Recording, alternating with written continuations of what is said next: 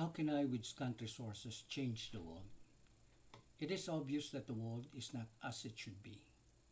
One does not have to look far to see and personally experience crimes against persons and property. It is happening right in one's community, in the street and city where one lives, and in the areas one daily passes by on the way to work. I had worked in prisons and jails and know that most of those inside are the poor and the uneducated. So these two areas should be addressed and soon. It would not be easy, and some say it would be impossible, or to put it tactfully, highly improbable. However, those who are able and those with a heart for it, be it organizations or individuals, should not stop helping. They should, as crimes touch the lives of billions of people, maybe even the helper's person and family, directly and indirectly. Edmund Burke, an English statesman in the 1700s, said, "The only thing necessary for the triumph of evil is for good men to do nothing." It was true then, and it is true now. Organizations and prosperous individuals can provide money that will improve the economic conditions and provide opportunities for education. Lawmakers and those in power can do the same thing. But what can I do? I have the eyes to see other people suffering and the heart to help them. Do I have the resources to do that? I took inventory of what I had and my obligations: groceries to buy, bills to pay, relatives to help.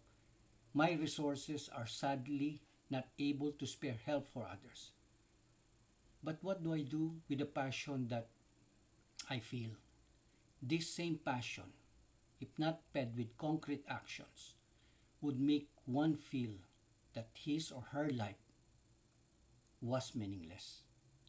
I had been poor to the point that our family's next meal is questionable. I had yearned to study to better myself and gain the financial rewards of being better educated, to provide the necessities for me and my family. But that opportunity was absent to me. I thank God that He had used people who had helped and kept me from a life of crime. I was able to pass through that stage of my life. But what can I do for those that are currently going or will go through the same trial? Will I just be quiet? Thank God both has not happened. Our family pooled our resources, reserved a part of our income, even if we have not received them yet, sent material goods and even money to pastors and missionaries abroad, and locally in partnership with companies such as Disney Stores, provided clothes and toys to the underprivileged children. Sacrifices had to be made to make all of that happen. Instead of buying new clothes, we just patched them up. For vacations, we stay home. Groceries had to be minimized, and for those items that cannot be removed from the grocery list, we use coupons or buy inferior and cheaper items.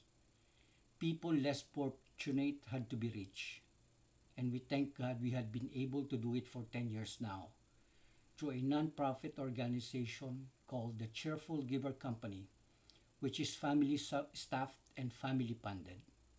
We have a website, thecheerfulgiver.org, which we invite you to visit to know more of what we do. Some people think that we only give to those that shares the same religious faith. This is far from the truth, as we give to Jewish, Muslims, and others. It is our belief, and reinforced by our experience, that there is more chance of theft if donations are not channeled through pastors, missionaries, priests, imams, rabbis, and the like. We have always believed that giving is contagious. When you give, you create a ripple of effect, spreading generosity throughout our community. This phenomenon that we have always believed in happened in the course of our giving to others. We have seen individuals who previously would not even spare a dollar to help others. They became generous. A few of them have gone to the extent of setting up an organization, such as ours, and are now actively helping others. Maybe it was pride that we have stoked or a sense of competition. Maybe it was that question that birthed in their minds. If a middle class family not earning that much can do it, then why not us? We believe that each person has something in him that inspire him or her to help others. To most, they stifle this urge to their loss. For the few wise and lucky ones who opted to follow and on that urge, it developed into something that others call passion.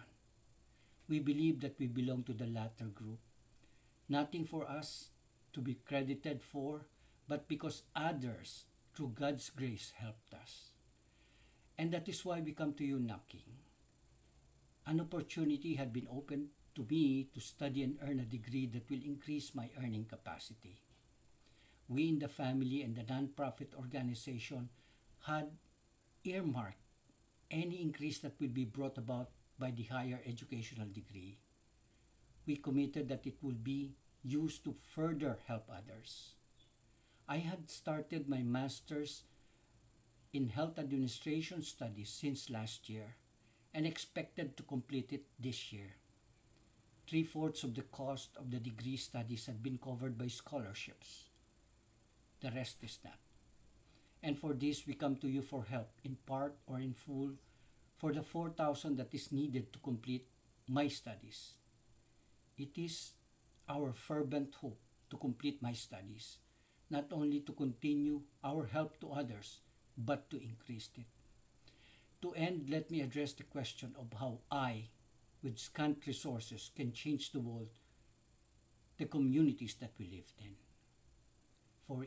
For me, it is by working and saving what I can so I can give to others, not for self-glorification, as I am the product of the help that was extended to me in the past. Show others in the hope that they emulate us and help more people in the process.